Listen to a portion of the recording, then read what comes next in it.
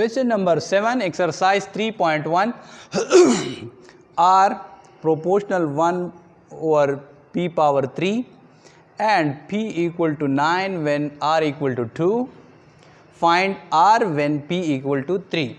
इस सवाल में हमें कहते हैं कि दो वेरिएबल r और p उनके दरमियान जो प्रोपोर्शनैलिटी हमें दी गई है, वेरिएशन दी गई है, वो इस तरह है. ठीक है, p की वैल्यू जब 9 हो r की वैल्यू 2 होती है. r की वैल्यू 2 और p की वैल्यू 9 ये हमें दी गई है. तो क्या है कि आप मालूम करें, मालूम करें r की वैल्यू जब p की वैल्यू 3 है. पहले पार्ट में हमें इस तरह का है, तो इसको हम सॉल्व करते हैं, हल करते हैं. देखो r proportional to 1 over p power 3. अब यहाँ तो हमें ये नहीं दी गई कि ये कौन सी वेरिएशन है, इन्वर्स वेरिएशन है, डायरेक्ट वेरिएशन है, लेकिन ये इन्वर्स वेरिएशन है. किस तरह? देखो r 1 over p power 3 r p minus 3, ये देखो इससे ये को इन्वर्स. ठीक है, ये माइनस पावर. ठीक है, ये इन्वर्स वेरिएशन है. ये तो हमसे नहीं पूछा गया था, ये मैंने ऐसे आप लोगों को बता दिया कि ये इन दोनों के दरमियान इन्वर्स वेरिएशन है. ठीक है, तो इससे हम फार्मूला बनाते हैं. फार्मूला कैसे बनाएंगे? इधर हम इक्वल साइन लगाएंगे, प्रोपोर्शनल साइन ख़त्म करेंगे और कांस्टेंट लिखेंगे, कांस्टेंट और 1 ओवर p पावर 3. ठीक है, कांस्टेंट को इसके साथ मल्टीप्लाई करेंगे दूसरे साइड पे. r इक्वल टू कांस्टेंट की जगह में k p पावर 3. ठीक है, अब देखो यहाँ से मैं p और r की कीमतें लगाऊंगा इसमें. ठीक है, इसको इक्वेशन 1 नाम दे दे, तो मेरे पास k की वैल्यू आ जाएगी, कीमत आ जाएगी, और k की वो वैल्यू हम इस पूरे क्वेश्चन में फिर वही इस्तेमाल करेंगे जो इधर से आ जाएगी.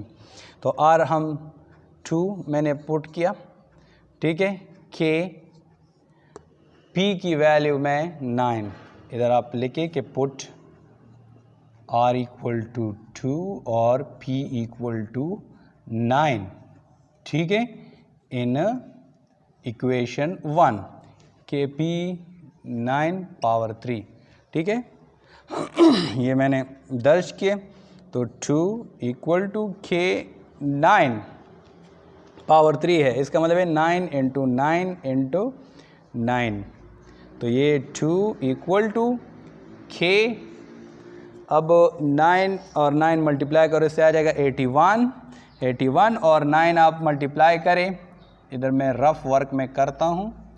देखो 9 इंटू 9 इंटू 9 किस तरह आएगा? ये 81 इंटू 9, इन दोनों से 81 और फिर 9, तो ये 9 और ये 72, तो इससे आ जाएगा 729. ठीक है, अब इन दोनों को ज़रा मल्टीप्लाई करें तो k equal to, cross multiply करें, हम k की कीमत मालूम करें तो क्रॉस मल्टीप्लाई करें, तो k इक्वल टू 2 इंटू 729. ठीक है, अब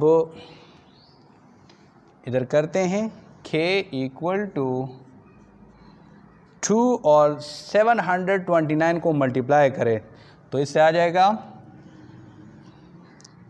2 9s are 18, 1 carry, 2 2s are 4 और 1 5. ठीक है, 2 7s are 14, तो इससे आ गया 1458. ठीक है, ये आ गया. सही है, k की वैल्यू हमारे पास ये आ गई. अब हमने पहला पार्ट हल करना है, सॉल्व करना है. ठीक है, तो r की कीमत हमने मालूम करनी है. ठीक है, फाइंड r की वैल्यू मालूम करनी है.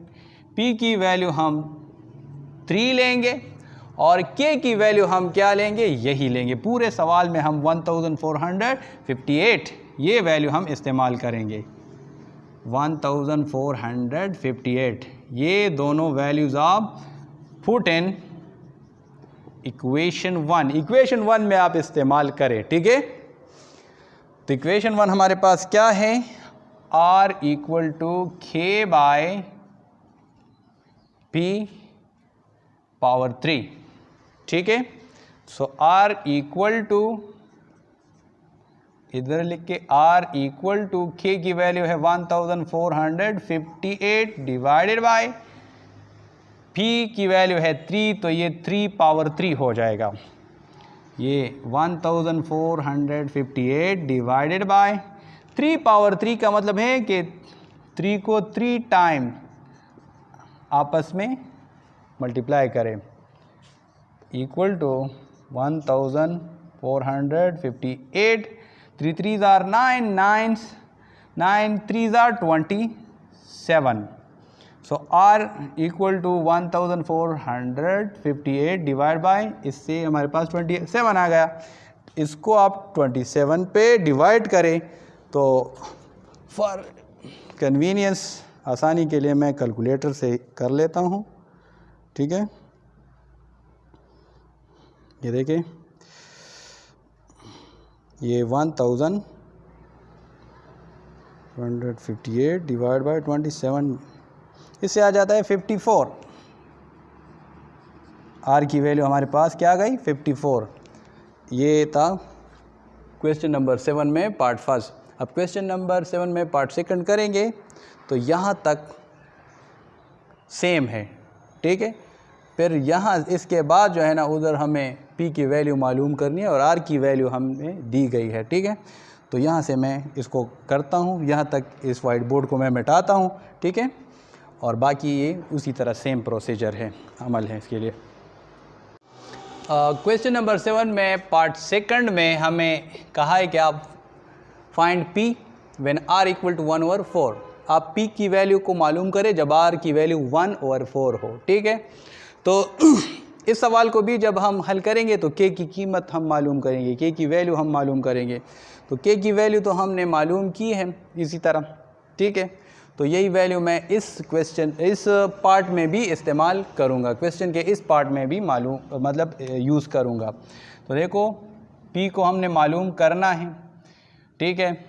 R की वैल्यू हमें 1/4 दी गई है और K की वैल्यू 1458, ये हम पुट करेंगे, पुट इन इक्वेशन 1।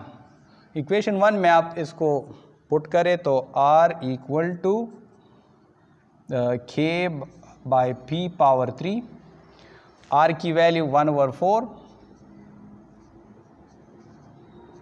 K की value 1458 divided by P power 3। P को मालूम करना है। अब देखिए, अब आपने किस तरह इसको करना है, क्रॉस मल्टीप्लाई करें तो ये हो जाएगा P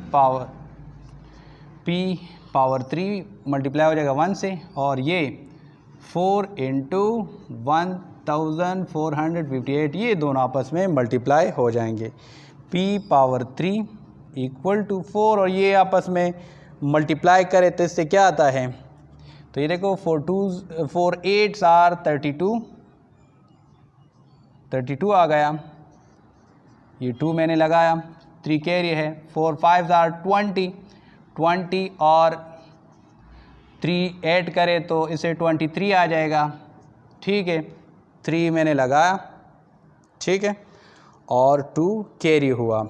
अब 4 4s आर 16 और ये जो 2 कैरी है तो इससे आ जाएगा 18, 8 लगाया, 1 फिर कैरी, 4 1s आर 4 और ये 1 जो कैरी में था ये आप ऐड करें तो 5, तो इससे हमारे पास आ गया 5832। इन दोनों को जब हमने मल्टीप्लाई किया, अब इसको हम आगे करते हैं, ठीक है। तो कैसे करेंगे ये मैं मिटाता हूँ। अब देखिए, P पावर 3 इक्वल टू 5832, इधर से मैंने इधर लिखा। अब यहाँ से पावर 3 हमने हटाना है, तो हम क्या करेंगे, हमने P की कीमत तो मालूम करनी है, तो ये पावर 3 इसको मैं यहाँ से हटाऊँगा, ख़त्म करूँगा, तो मैं 1/3 लूँगा, 1/3 पावर दोनों साइड लूँगा, टेकिंग 1/3 पावर बोथ साइड, और 1/3 पावर को हम ऐसे क्यूब रूट भी कहते हैं, ठीक है। तो तो आप क्या लिख सकते हैं कि क्यूब रूट हम बोथ साइड ले रहे हैं, ठीक है। और ऐसे आप कह सकते हैं कि क्यूब रूट